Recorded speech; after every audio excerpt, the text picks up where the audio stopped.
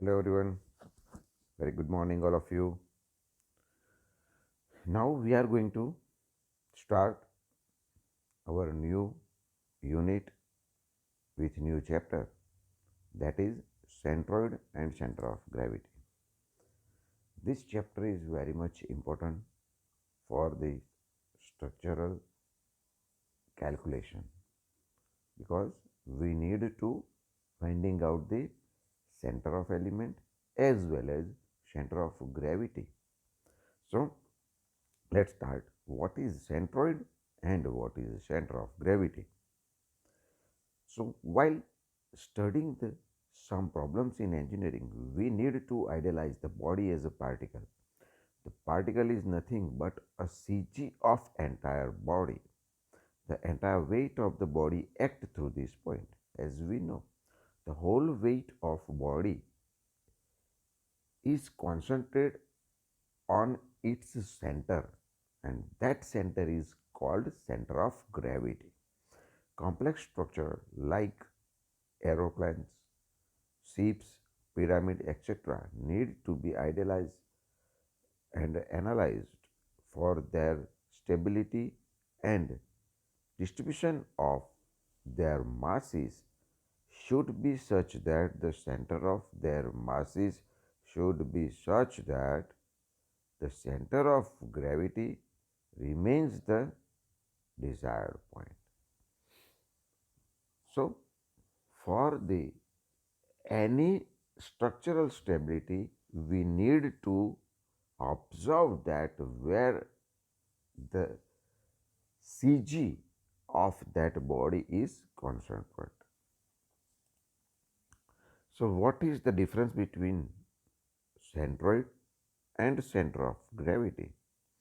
Centroid, it is defined as a point about which the entire length, area, or volume is assumed to be concentrated. It's a just center of any shape, whether it is a length, area, or else volume. But what is center of gravity? It is defined as a point about which the entire weight of the body is to be assumed. In centroid, it is related to distribution of length, area, and volume, and it is related to distribution of mass. Centroid word is used to represent center of line. It's just indicate the center of any element. But CG word is used to represent the center of solid body which having some weight. Clear? Now, center of gravity. Center of gravity is found out by the principle of moments applied to parallel forces, which can be stated as the moment of resultant gravitational forces W about any axis is equal to sum of the moments of individual weights about the some axis. Let's what is this and how we can explain that. So this is our body having some weight W, and it is the center of this body, and this center is acted from the its axis, so it is called x bar. Now for the understanding, we have to take some small part of this body, and the weight of that small part is dw1, dw2, dw3 and dw4, and having distance x1, x2, x3 and x4 up to xn. Clear? So we have now n number of small part, and having distance of that individual part x1, x2, x3 up to xn. Now, the total weight of the body is W is equal to dW1 plus dW2 plus dW3 up to dWn. Now, W is equal to summation of dW. Now, we are going to take moment, and what is the moment? W into x bar is equal to dW1 x1 plus dW2 x2 plus dW3 x3 up to dWn xn. Now it is called summation of dW1 into x, dwi into xi. So total summation of these two is equal to W into x bar is equal to integration of x into dW. Now x bar is equal to integration of x into dW upon total weight W. Right? Now total weight W is equal to integration of dW. So this is our equation of Cg for the finding out of any Cg of the body. We need to use this equation. Now similarly for the y bar, integration y into dW upon integration dW. So these two equation is most important for us for the calculation of Cg of any body. Now center of mass. So the equation is same, x bar is equal to integration of dW upon integration of dW. Now here instead of weight we are going to use mass. So how we can calculate mass is equal to weight upon gravity. So we can calculate this one. Same way, if area is there, then equation is changed. Integration x into dA upon integration dA. So this kind of equations are changed as per our condition of body. Suppose volumetric means 3D body is there, then x bar is equal to integration x into dV upon integration dV. So from this we can calculate the centers, or else Cg of any body with using of these two equations x bar and y bar. But the most important thing, that is from where this x bar is generated. We have equation, but we have to indicate the center of the body. So for that we must have to first used reference axis. So what is reference axis? So this is our any two-dimensional body having T shape. So we have to use first reference axis. This two is a reference axis, and we are going to take this reference axis in a manner that our element must be coming in first quadrant. So this T section is now in first quadrant. This is our x axis and this is a y axis. So the simple thing that you have to remember, leftmost point of the body having y axis and bottommost point of the body having x axis. And we always finding out our equation from the reference axis. From y axis we will get x bar, and from x axis we will get y bar. This is the most important thing that you have to memorize. Axis of symmetry. This is again most important thing. Whenever our section having symmetry, like this is T section having symmetrical about the y-axis, then we can directly calculate x bar, half of this total length. Suppose this is our C section, then it is symmetrical about x-axis, then y bar we can directly calculate from the total height divided by 2. This is our I section and this is symmetrical about both the axes.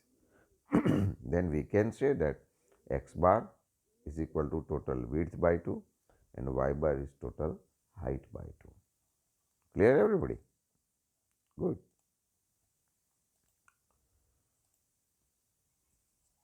This is our L section and in this case there is no symmetry.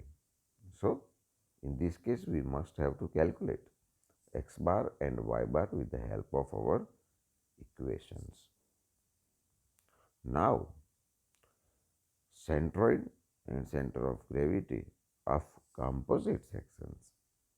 So, we know that we have equation of x bar, that is integration x into dl. This is our one dimensional element, then length is there. So, equation of x bar is equal to integration into x into dl upon integration dl.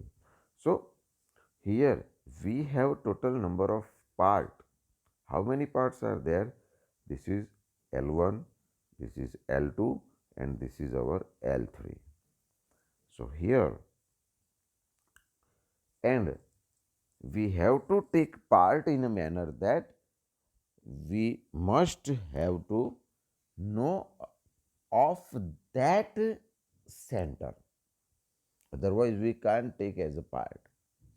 So, this is our L1 and CG of that L1 is somewhere over here. This is our L2 and center is somewhere over here, and this is our L3 and its center somewhere over here. So, this is x1, this is x2 and this is x3. We must have to remember one thing, that these x1, x2, x3 must be considered from the reference axis only. Clear? Now we have L1, x1, L2, x2 and L3, x3. Now the equation is x bar is equal to L1, x1 plus L2, x2 plus L3, x3 divided by L1 plus L2 plus L3. Same way, y bar, what it means? L1, y1 plus L2, y2 plus L3, y3 divided by L1 plus L2 plus L3. Clear? Now, suppose we have a 2D element like square, rectangle, circle, triangle, semicircle, etc. So, in this case, we must have to first put down a reference axis. How many parts are there? This is our first part, it's a rectangular. This is second part, it's a triangle, and this is third part, that is half circle, that is semisphere. So, we have part 1, A1, A2 and A3, and we have CG of this part. First part CG somewhere over here, that is x1. Second part CG somewhere over here, this is x2 and here it is x3. We must remember one thing, that these distances are always from the reference axis. Clear? Now we can generate the equations for that. That is x bar is equal to a1 x1 plus a2 x2 plus a3 x3 upon a1 plus a2 plus a3. Similarly, for y bar, it's a a1 y1 plus a2 y2 plus a3 y3 upon a1 plus a2 plus a3. Clear? Okay. Again, third one. This is cone, means it's a 3D. This is a cylinder, it's a 3D, and this is cuboid, it's a 3D. So, whenever 3D body is there, we must have to calculate their volume. And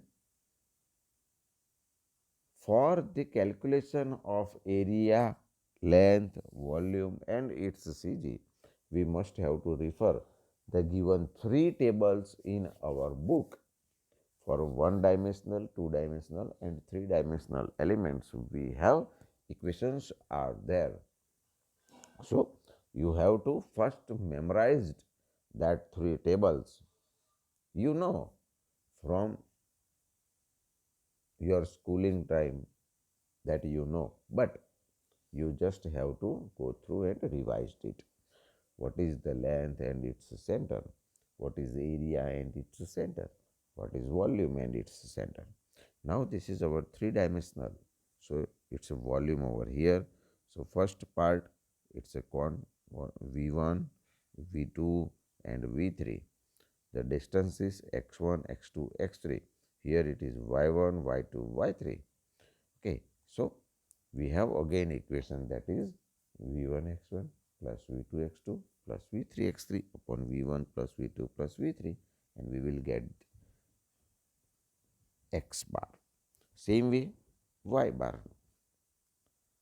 So v1 y1 plus v2 y2 plus v3 y3 upon v1 plus v2 plus v3. So we can calculate the CG of that body. Now components of a solid body means having some weight. So x bar is equal to W1 x1 plus W2 x2 plus W3 x3 upon W1 plus W2 plus W3. So the equation remains same for each and every element, but just change the whether it is a length, whether it is a area, whether it is volume, or whether it is having some weight, then equations are little bit changed, but concept is never changed. Now the Pappus-Goldeness theorem, it is the most important thing for the calculation. What it means? Whenever we are going to move, suppose we have a one coin and we are, that coin is 2D and we are going to rotate their coin on our floor, then the visualization of that coin, that is 3D. So what it means? If we are going to rotate 2D element, then the visualization is 3D, and if we are going to rotate one dimensional element, then visualization is 2D, like our fan. So a Pappus-Goldeness theorem, what they call and what is theorem of that? The area of surface of revolution is equal to the length of generative curve times the distance travelled by the centroid of the curve while the surface is being generated. Means area is equal to length theta and into x bar or else y bar.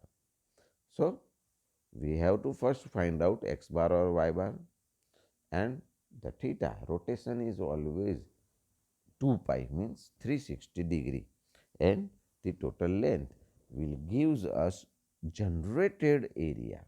This is our theorem number 1. In second theorem, let's see, this is our single line and we are going to rotate this line from about this axis. It will gives us a 2D element. Same way, this inclined line we are going to rotate that, it gives 2D element.